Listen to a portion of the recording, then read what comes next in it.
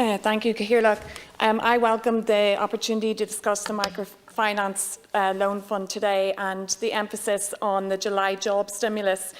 Obviously the sectors that have been affected in terms of retail, leisure, hospitality and tourism, and particularly youth and our regions in rural Ireland in terms of the effect that tourism and lack of tourism is going to have on them.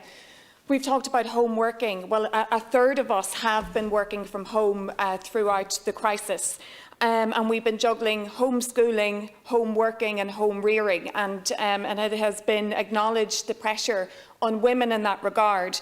But despite the challenges, over half of the population do want to see us change the way that we work and make this a more permanent arrangement, and that is because of the benefits to our quality of life. And I think that it reflects the pressures that people have been under over the last few years in terms of commuting and the hours that they work and managing home and managing their hours. So the benefits are really there in terms of the environment, employee retention, productivity.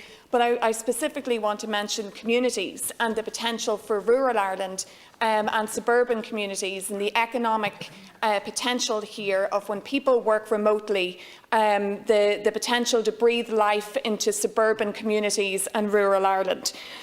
So I welcome the public consultation that has been announced.